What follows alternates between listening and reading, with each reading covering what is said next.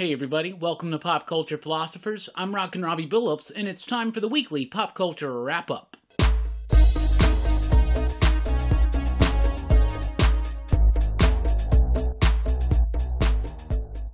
That's right everybody, thanks for checking out the video. I am Rockin Robbie Billups. This is the weekly pop culture wrap-up. It's the show where we go over the week's pop culture news, mostly comic books and movies. Let's get right into it. Ten of Swords, the big X-Men crossover that was supposed to release this summer, spinning out of Marvel's Free Comic Book Day issue, is now officially going to be coming out in September and go all the way into November. Why? Because if you look at that checklist right there, this is a long, daunting crossover, including the two preludes at the top. This is a 24-part crossover that's going to pretty much affect most of the main X-Men books.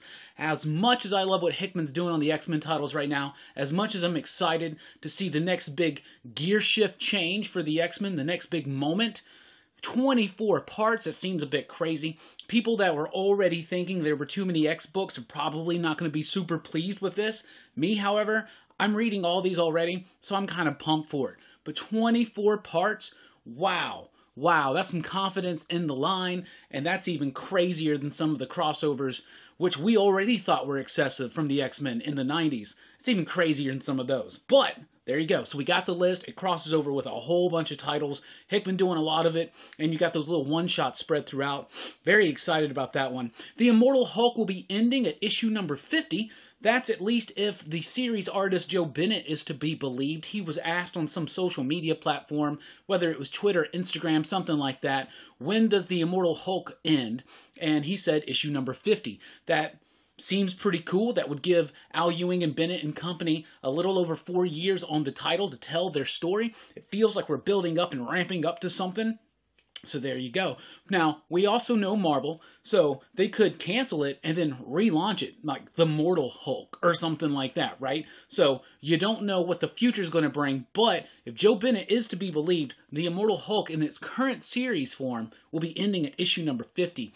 The Walmart DC Giants have been completely canceled. They're done. They're not coming out anymore. That sucks. I really did like those.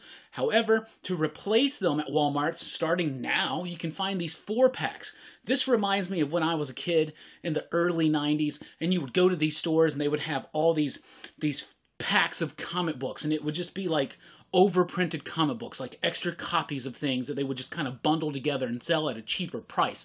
That's what they're doing with these ones. Each one's going to have 4 different comic books inside of it. Some of them have just recently come out like just a couple weeks ago, so that's crazy. I think they're like $8 for the 4 comics. It's a pretty sweet deal, especially if you're trying to jump in and get somebody introduced to it, but I think it's a pretty nifty thing, but I am going to miss the DC Giants, but that's what's going on with that. Walking Dead, Negan Lives is a surprise one-shot comic book releasing on July 1st. This is going to be given out to comic shops for free, but they are going to be selling it to customers, right? This is part of the whole Diamond comeback type thing. Robert Kirkman wanted to throw his hat into the ring and help out, and so they're doing something that's going to be a big deal. It's a one-shot comic book by Kirkman and Charlie Adler, the Walking Dead series artist, and it's going to be picking up on what's going on with Negan in those last few issues, and of course beyond, probably just a little bit. Walking Dead being gone has really affected some of Image's numbers. I'm sure it's also affected some of Kirkman's success. Walking Dead has left a big hole at Image Comics right now that needs to be filled, and what do you think is going to fill that? Let's see. However, with Walking Dead coming back for this one-shot special, it's going to bring a bunch of people in. A bunch of people are going to be excited, wanting to check out the fan-favorite character, Negan. Free Comic Book Day news. That's right. Free Comic Book Day has now officially been Free Comic Book Summer. So the plan now is not to have a free comic book day for 2020 at all, but starting in July to release like 5 to 6 free comic book day titles each week to shops. So it's going to be spread out from July into August into September. This was a plan that was originally kind of brought up at the beginning of the entire diamond shutdown, and a lot of retailers weren't down for that because they like to make one big day out of it, one big event, bring a bunch of people in, have a lot of stuff. And a lot of places, that's just not going to happen now. So with Marvel going ahead and saying, well, we're going to release our free comic book day issues, and Image doing the same thing with the Firepower, the Kirkman book, which we'll be releasing on July 1st as well, along with that Walking Dead Negan Lives book, they decided, sure, let's just go ahead and do it. So you can find the schedules out there, but there's going to be like 5 to 6 new free comic book day issues each week for the end of July, August, and into September. That's the plan. Bill and Ted Are Doomed is a 4-issue series from Dark Horse debuting in September, written by Evan Dorkin and Ed Solomon. That's really, really exciting. This is the official prequel to Bill and Ted Face the Music. I am a huge Bill and Ted nut. I'm super pumped for this movie, and I'm very excited to see Dark Horse and Evan Dorkin and Ed Solomon get together and do a prequel in comic book form to the upcoming movie. That's super, super exciting. Stillwater is a new Image Comics debuting in September. It's written by Chip Zdarsky. It's got artwork by Ramon Perez. It's a horror comic book about a town in which nobody ever dies. That's pretty much all we get. But you can look at the cover and know that the title is Stillwater and kind of piece together some things. But seeing Chip Zdarsky take his pen and go towards horror for Image Comics is pretty exciting. Also from Image Comics, we have the Department of Truth debuting in September. This is James Tynion IV's first Image book. It's going to have artwork by Martin Simmons. Martin Simmons is the artist of Punk's Not Dead and Friendo, written by Alex Packnadel from Vault. Love that. Super, super cool. I'm very, very excited for this book. The idea is, what if every conspiracy theory you have ever read is true? It's all real, and it's all connected by one crazy conspiracy. And so that's what James Tynion and Simmons is going to be exploring in this one.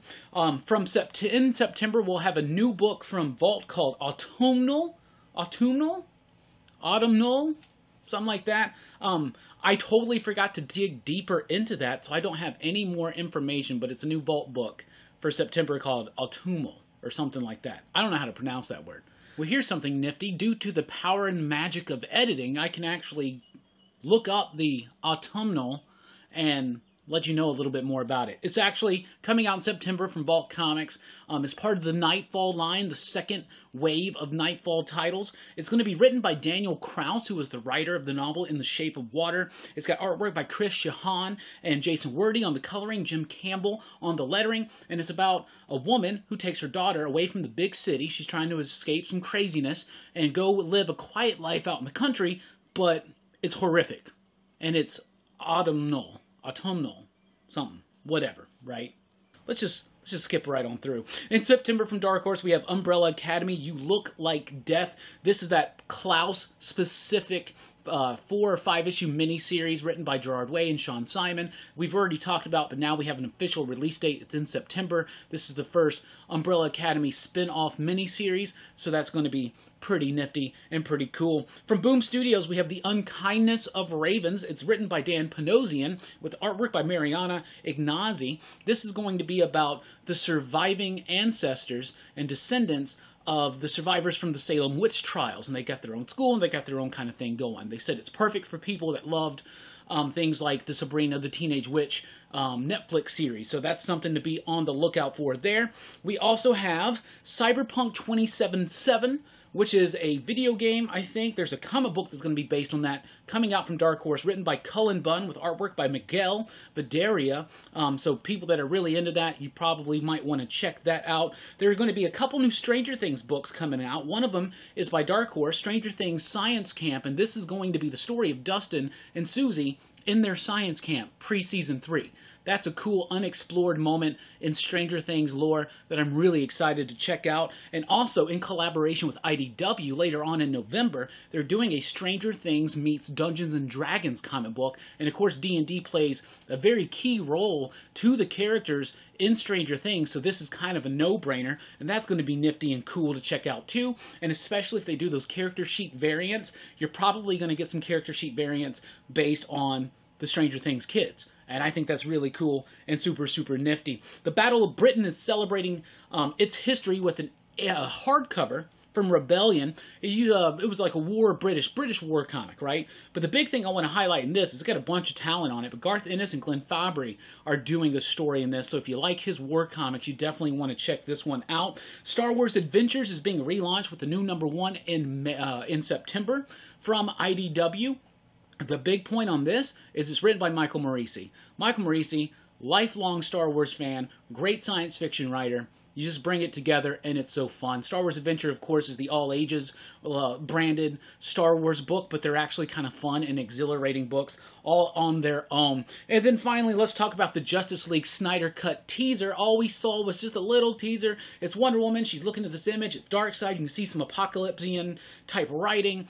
And then you see Apocalypse, and it's got Lex Luthor. I think that's him talking some of those last lines from BVS or something like that. Just really cool, and I'm super, super pumped for this. I was also supposed to talk about this Parallax trailer, this movie called Parallax, but I didn't watch the trailer. Totally forgot. Once again, crazy, due to the magic and power of editing, I was actually able to check out that Parallax trailer. Pretty crazy looking trailer. It's about a woman who wakes up in a world and reality that she doesn't recognize, and things are doing all kinds of weird shifty shapes. It's almost like she's somehow stepped into another dimension, another parallel universe or something like that. Looks pretty cool. It's like a psychodrama, a little bit of horror maybe, but definitely psychodrama sci-fi. Seems pretty neat. And I missed that Vault book too. Man. Anyway, you know, what are you going to do? That's what we got for you this week. What's coming up here at PCP? Well, there is no live stream tonight. Rockin Robbie Live will not be airing this Sunday, but we will be back the following Sunday. But we have lots of fun surprises throughout the rest of the week. So thank you guys so much. Please do like, share, and subscribe. Click the notification bell and join us over at popculturephilosophers.com for podcasts and a whole lot more. I've been Rockin Robbie Billups. Thanks for rocking with us. Keep on reading.